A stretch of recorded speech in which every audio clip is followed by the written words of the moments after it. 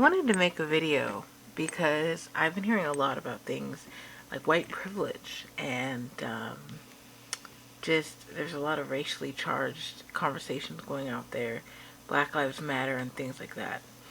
And I just want to start by saying, to me, even the term African American is more negative. And I don't really consider myself to be African American unless I can, um, when I'm trying to prove a point, if I have to kind of affiliate with that group because it's like the term black is one or the other or whatever. But it's just, to me, African American is somewhat negative because it actually encourages the idea that all the black people that have come to this country, or all the black people that are here today, were slaves because African American were brought here. And that's actually not true. And that's what's very sad to me is a lot of these youth, they say, I want reparations, or they're angry, or they're bitter. And then the idea of white privilege and white guilt and all these things come into play where white people are now defensive because they're like, I didn't do this. And it's true. I don't think it's fair to say, to have this idea of white guilt and white privilege and different things like that, because if somebody was a plantation owner, like say it was 1846 right now. So there's less than 20 years before the slaves will be emancipated. In that kind of a time frame, if you are by 1875, if you were only 30 years old, then essentially your money could have come from something like that if you're in that particular time and place. But it's not really fair to say to people, your ancestors may or may not have done something, most likely didn't, because it's actually, everybody makes it seem like the whole America was just all slaves. It's not true. The South had slaves. I believe there were some places in the North that also had slaves, but it's just really, it was like predominantly a thing in the South. The ones in the North, I believe, were more lenient or hush hush, but it wasn't the entire United States. And a lot of black people came from other countries. Like they did, I guess it's like go from Africa to Canada to America. From, there's people that come from the islands, different islands everywhere, Jamaica, Bahamas, everywhere. So it's really upsetting that when you're just black, you're automatically African American. There's the Creoles, and there's a lot of people that mix with Native. I have a lot of Native in my blood. So I get frustrated by the term African American because I feel that it actually takes something away from me, because for me personally, I'm Creole. I have Irish in me because my grandfather had Irish in him. I have Indian in me, and I have, which is Cherokee, and then it's like I have Islander black, which I believe is of the Caribbean, and then so it's like there's this rich culture, but yet it's, well, you're African American because of being black. Not necessarily. And in regards to white privilege, the reason why it frustrates me is the term white privilege actually indicates that all white people, or rather, not all white people, but that you would need to be white to be privileged. And I don't believe that as well. I think there's a lot of foreign people from just different countries that are highly educated, and they become a part of that 1%. I think that people can say, well, the 1% is mostly white. But it's just, I've also seen, I literally recently, someone came to my door. They said, do you have any food stamps? I said, well, no. It's like in a previous rant. I was like, I may need them at some point. But I don't have any right now. And the person that asked me for that said, I just need some food. He's come here on more than one occasion. Is white. I've had another person who's white ask me for food, and I've actually given him some food. So I don't believe that everyone who's white has a privilege. I don't believe that white being privileged is limited to only Caucasians or white people. So I think it furthers the divide because you have white privilege on one side, and especially from the feminist perspective, there's this male white privilege type thing.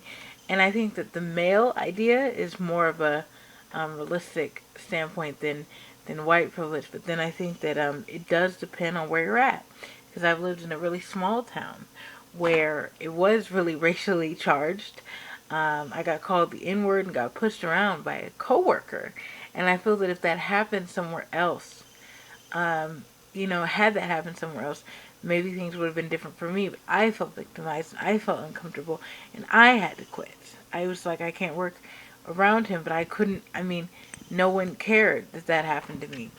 So it was very sad. And my point is I think it depends on where you're at. I think if you're somewhere where there's no diversity or almost no diversity, white privilege can exist in that people are not used to different people around them. But I think in just any city, you go to any city, just anywhere in America, I mean, you're not really going to see that there. I mean, maybe some places in the South, but it's just, I don't think it's really as wide as people try to make it seem, or on as broad of a spectrum. And then there's also other issues that I like to take issue with.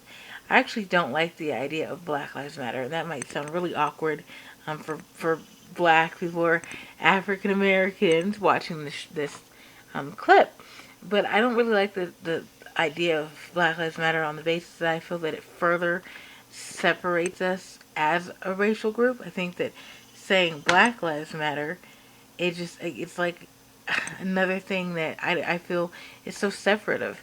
I think that all lives do matter. I think that if the issue is police brutality, then why not say, police in this area have done the following things? Why is it that it has to become a movement in regards to black people? I think that things do happen to people of other races. I don't think it's always on the news, or it doesn't happen as often. But I also think that, and this is not to excuse the behavior at all of any of the police officers on duty in these crimes, or what. It's about the idea that I believe that some people, and it's unfortunate, some people have done things in the past that affect other people. Example, I could just say, I don't like to pull the race stuff. But really, it's like if I go around and I have an attitude, let's say I always had an attitude and I followed every single stereotype there was. Now, I wouldn't want to do this, but if I were to be someone that fits all those racial stigmas, and then I exist 10 and 20 times, and those things put someone in danger, it's like, I don't think that they should react the way they do, but people act out of habit. And the thing is that, example, when I look at somebody, here's an example, the person that came to ask me for money. Now, yes, he was white, but the other person asked me for food or money, he was white. The other person asked me for food was white. So it's like, of course you have to have a higher, just some type of intellect to say to yourself, obviously not only white people are a certain way, or only white people need certain things, but it's a difficult thing to mentally take yourself out of those stereotypes and out of those stigmas. And I think that sometimes when people are frightened because they feel that they're in danger, they don't think about, maybe this kid is just a good kid, or maybe this kid is just a kid. I think that people are just so scared by things that have happened that they react in a way that they might not, that they may wish at a later time that they didn't act in. So it's really sad.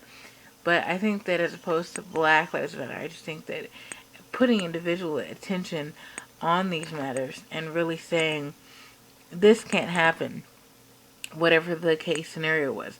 No kid, black, white, Chinese, you can't separate it. It's just children seem to be the victims of these crimes. Why isn't that the primary thing? Why is it that kids are being harmed, but it's that a black teenager or a black person in a hood, or why are those the things that we focus on?